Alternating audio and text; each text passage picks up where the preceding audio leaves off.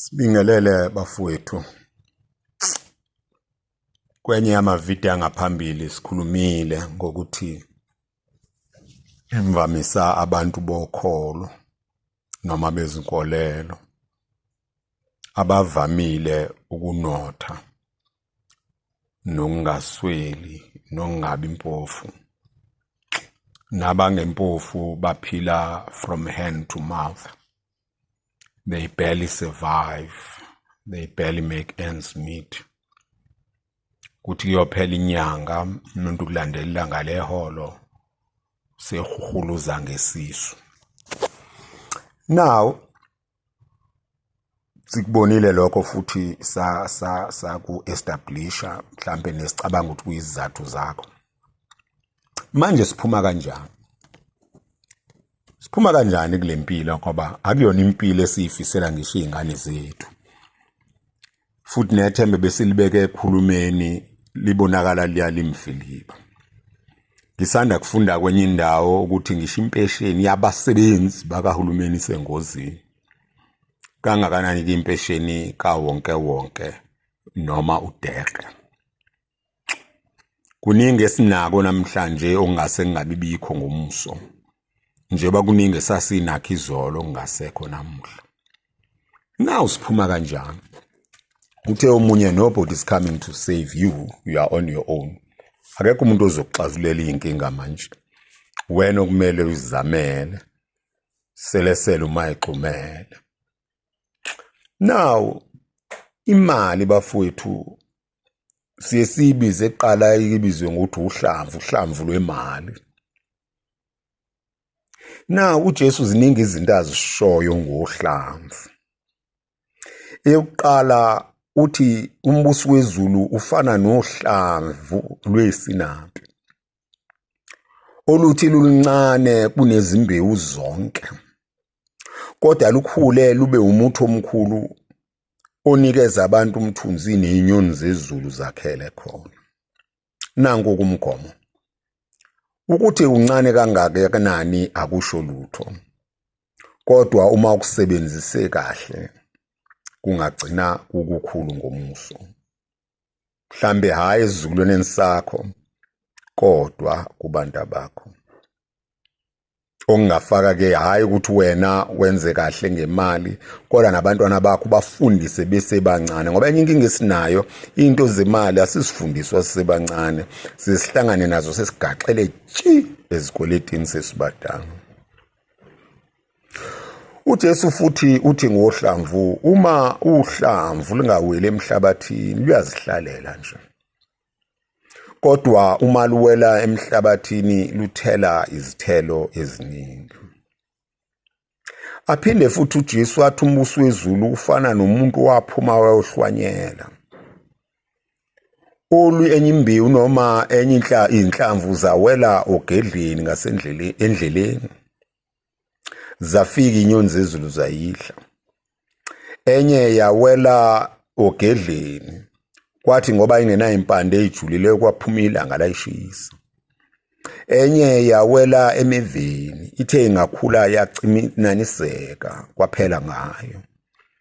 Enye yona yamile emhlabeni omuhle, yathela kalukhulu. So ke sizokwenzani ngenhlamvu esesandleni sethu? Njengoba ngisho ukuthi noma ngabe incane kangakanani, noma 1 rand, 2 rand, 5 rand, 10 rand, kumele siyiphathe ngalomgomo. Now inhlamvu noma isivuno sihlukaniseke kathathu, noma sibhekene nezinto ezintathu, noma kumele sihlukaniswe kathathu. Lokhu engithi ke mina sengikubiza manje ubuthathu obungcwele bokunotha nemali, wealth or financial trinity. Number 1, kufanele kudliwa manje kondleke umzimba. Number 2, kongiwa ukuze umzimba wondleke nakusasa. Number 3, ukubekwa njengembewu ezotshalwa ngesizini elandelayo ukuze kutholakale esinye isivuno. Masingalinganisisa nje ngombila, staple food yethu. Khona umbila esudla umanzi futho manje khona siwulindayo uzuwome siwose kuthiwa iqathu sigaye ngawo umcaba njalo sanke ngawo inkobe wongiwe wongelwa isikhathi eside hayi kuma uvuthwa manje udliwa manje bese kuba khona obekwayo njengembewu yangonyaka olandelayo. Now sikwenza kanjani konke lokhu basalwane? Sikwenza ngohlelo. Khona amazwi atholakala encwadini kwabaseGalatia mengaphosisi isahluko sesibili. Umbhali onguPawulu uyachaza ukuthi ekuqaleni uNkulunkulu wakhuluma ngalokhu uNkulunkulu uthi kwathi esikhathini ke sasihleliwe kazalwa indodana.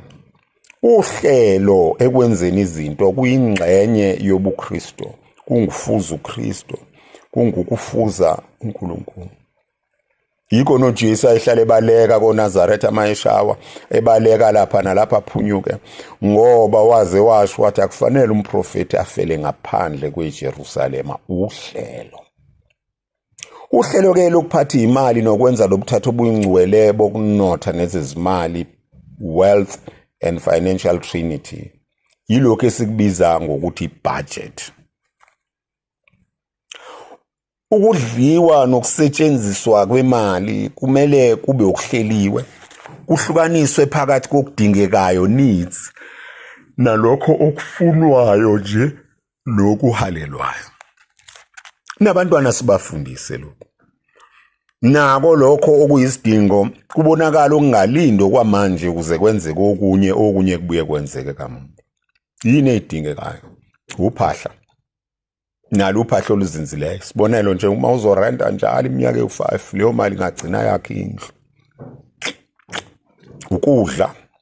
Thengaphi ukudla? Uyakutshala yini nokwakho kusupplementa lokho okunye? Uthenga kanjani khona? Okugqoka. Kuswelekile yini ukugqoka amagama abizayo ube namakhadi aseyitolo aqumbisa uwallet? Owakhokhela njalo usuziwashintsha ngenyanga ukhokhela laba ngelandelayo ukhokhela laba yami. Ngoba phela ingube ungimbatha nje. Ugesi, amanzi njalo njalo. Bese kuba khona lokho esikuthandayo kuba nakho esikufunayo. Ake ngilinganise nje. Television akuyona into esidingo. Nayo ni television asikho isidingo sokuthi uzube nepackage enkulu. Eqinisweni television ibanga ubuvila. Khona nezinye izinto ezizihalelayo kakhulu esibona zenziwa abanye sibe singaza amaphakethe abo naloko ababhekene nabo, their financial responsibilities. Kumele uhlukanise lokhu nibe honest nasemndenini nixoxe wonke umuntu aqonde ukuthi lokho wakushiwo uma wami ngelilanga okwathi uma wami akanamali ngicela ibhulukwe.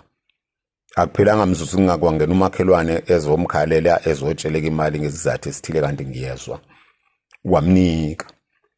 Uthe mayiphuma nje lo ngaqonda khona mina ngoba ngingane yayingathuli namanje nje bangingathuli nje. Into mangayiboni kahle ngiyayibuza ngaleso sikhathi ngoba nokuhleba ngizwana nakho. Ngathi wema uthe imali awunayo nangu nje umnika uanti lo. Wathi ngikhohloka ukutshena anginayo imali yokuthengela wena ibhlukwe kodwa imali yona nginayo. So akumele ukuthi manginemali sekumele yenze konke nengahlalele kona. Umzimelo wokuqala ukuthathu obungcwele bomnotho nezesimali, wealth and financial trinity. Umzimelo wesibili ukonga. Ukonga ukubhekelela izimo esingase sisehlele nokuvikela lokho esinakho kokuqala. Bese kwesibili ukulondoloza. Ukubhekelela izimo nokuvikela esinakho ilokho ekuthiwa umshwalense. Ngebhadi abaningi bethu sibheke umshwalense wokufa. Mhlamba bambalwa abanezimoto banawo nawo. Hayi owendlu uma ingasakhokhelwa ibank asinasikhathi noma thina sakhe emakhaya. Siyabazala nabantwana sazi ukuthi bazoba nodinga ukufunda eminyakeni ezayo. Ikhona imshwalense ezikole. Kodwa nayo asinandaba nayo ayiyona ingxenye yempilo yethu. So bona ngendlela. Amabhange yona mahlu ukulondoloza kanjalo nezitokofela. Ukulondoloza kwezikhathi ezimfushane nesimali esizoba seduze uma sehlelwa ingozi besingayilindele. Kodwa kuhleka amabhange nemshwalense siqaphele sikwazi noma singena kona ukuthi bathatha le mali yethu bayoyitshala bese bethola inzuzo enkulu bese besinika inkeshezana yaleyo nzuzo. Kufana nomasingcwabisane bethu la besibajoyinayo, bathatha imali yethu leyo esibanika yona bese beyidlulisela emshwalenseni emkhulu. Ake ngilinganise nje, ungena ipackage ka-25,000, athathe yona le mali oyifakile mhlawumbe ngaphansi kwayona ngoba enye yenza ama-overheads, ukukhokhela i-ofisi, ukukhokhela abasebenzi njalo njalo, mhlawumbe 70% wayo, 80%, even 50% ayoyifaka lapha. Mhla ushonile nje bethatha zonke izinto okuwena namakhopha ama-ideas nayonke into basuke beyoclaima. Mhlawumbe ubufake wena ufuna ipackage ka-25, wona beclaim abathola u-50,000 bakwenzele yona ipackage yakho ka-25, futhi namabhokisi bathola shibhile ngoba bathele emaningi in bulk, banama-account kuma-wholesalers akho amabhokisi nokunye noku. And okunye abakusebenzisayo vele bakuthenga kanye abaphinde bakuthenge njengemishini yokwehlisa, okhwashukhwashu boplastic labenithi amadlela ahlaza, namatende namagazi bonjalo njalo. Namanzi bawathenga wafica khona emakhazeni eyiqongo laphaya. Omunye wathi nje bebanda nje kaze asuke ebandiswe iphi.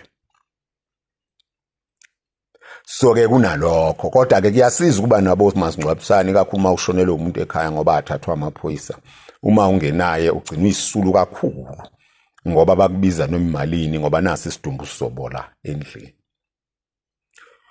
Lokhu-ke ukuthi bathatha imali yethu bayoyitshala kusisa emzimeleni wesithathu wobuthathu obungcwele bomnotho nezezimali, Wealth and Financial Holy Trinity, okuwukutshala imali, direct investment. Siyitshala phi le mali na? Khona okujwayelekile nje lokhu okuthiwa ama-tax free investment. Lokho ungakwazi ukufaka imali engazifinyelele ku-36,000 ngonyaka, ku-500,000 impilo yakho yonke, engeke ithathwe intela kwasampela. Khona nokunye angazi noma kusekhona yini kodwa ngeke ngakusebenzisa eminyakeni edlule, government retail bonds okukuthathe for unyaka, iminyaka emibili noma isihlanu ngaleso sikhathi. Nakho futhi akuna-tax kanti kunenzuzo eqinisekile noma ingengakho. Ngahoxa-ke ngokusaba ngibona izimali zikahulumeni zidleka ngendlela engakhona, ngathi onkosi yami nenkeshazana yami mhlawumbe izawudleka. Khona nokunye ekuthiwa mhlala phansi kokuzikhethela, retirement annuities. Nako ongazivulela kona ukubeke, kuhleke kona ngoba yebo uzoba nemali uma usuthatha impesheni, kodwa okwesibili nakho kuyakunciphisela indaba ye-tax. Kodwa-ke ububi bako ukuthi ungakwazi ukungena khona kuphela uma usuneminyaka ewu-55 okungenani. Uma ungena before ngenzeka ngalawo ma-exception kodwa awu izokugawula intela. Bese kuba khona okuthiwa ama-unit trust, othengayo lapha nalapha nalapha nalapha uhlanganisele i-financial broker uthole inzuzo ethe xaxa. Bese kuba khona okukhulu okuthiwa ama-shares ezinkampanini. Mhlawumbe akukhulu kakhulu, siyakhumbula iminyakeni edlule uMultichoice wayodayisa ncane noBoxer noCapitec nobani. Baningi abantu abazuzile ngalokho ukutshala imali. Okunye ukutshala imali ukuyifaka phela uthi uqala ibhizinisi ngalo elilula nelisafe, elokwakha izindlu noma ukuthenga amafleti noma ukwakha imiqasho uqashise ngayo uzuze uzihlalele. Okunye-ke ukuqala ibhizinisi olubonayo ukuthi liyahamba, kodwa kwebhizinisi kufuna umqondo othile nokuresearcha ukuthi lento izosebenza noma yini, lokho kuthiwa i-viability ne-feasibility study. So-ke bafowethu singaphuma ebuphofini kancane kancane. At least singaqala thina ukukhipha isizukulwane sethu ebuphofini ngokuthi silandele le migomo. Noma mhlambe singangaphumeleli kuyona thina, kodwa kuyoyisiza izizukulwane zethu uma sizosifaka nazo zibe yingxenye yalokho. Ngithe ngishumayela kwenye indawo, okubaluleke kakhulu umzamo wethu esiwenzayo, akuwona kangako umphumela. Futhi siyazi ukuthi siyezame namhlanje kuphumelele sesalala kobandana. Ngoba abantwana bethu sobaqoqela imali sibashiyele sithi yifa, kodwa masingabafundisanga ukuyiphatha bayoyibhubhudla kuphela unyaka ngasekho ngishela iminyama isenti sebesezikweletini, singahlali nangokuphumula kulelo zulu esilangazelele sibona usizi nokubhidlika kwemizi yethu. uNkulunkulu asisize bafowethu sayicabanga lento. Ngeke sakholwa uNkulunkulu wakho konke, kodwa thina singabi nakho konke. NgoJesu Kristu inkosi yethu. Amen.